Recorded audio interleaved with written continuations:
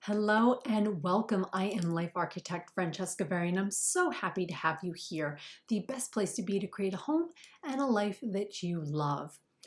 Today I want to talk to you about the number one way to make decluttering an easier task. And I know that if you follow through on this tip, you'll take away much of what makes decluttering so daunting. Look, you've got stuff. We all do. And when it comes to living a life you love, that stuff can often get in the way.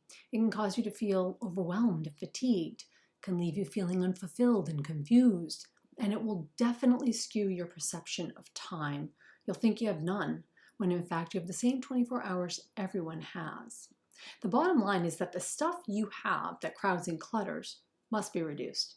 You have to let it go if you want to be on time, productive, energized, fulfilled, content in how you feel daily. And if you want to be someone who feels prepared to catch the many curveballs life will certainly throw. All of that more that you'll gain is possible when there's less confusion on your path and when you declutter and create more space. So the number one way to make decluttering easier is to remember this. It's not in the how, it's in the why.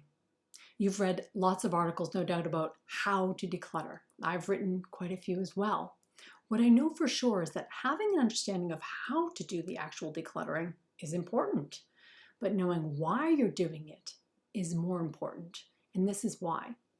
The process of decluttering is littered with emotion and decision making. It can feel heavy, and that's a large reason why people start and stop or stay stuck in the process. But when you have something to work towards and have an anchor to ground you, the process feels doable and more appealing.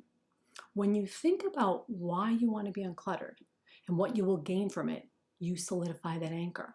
So when things get tough, you go back to your why and get regrounded and refocused and can then make decisions more easily. Think of your why as the precursor to the how. It's integral in order to start the process well, and it's integral to staying in the process for the long haul. Trust me. Determine why you want to live uncluttered.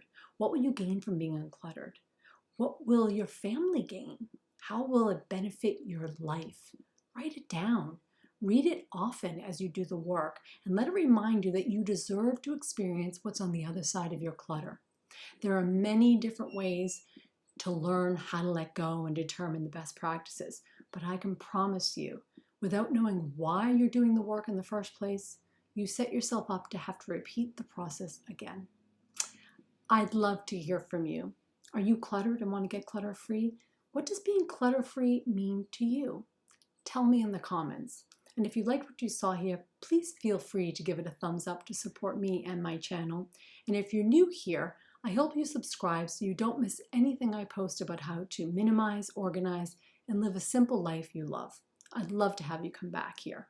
Until then, remember this. You are the architect of your life.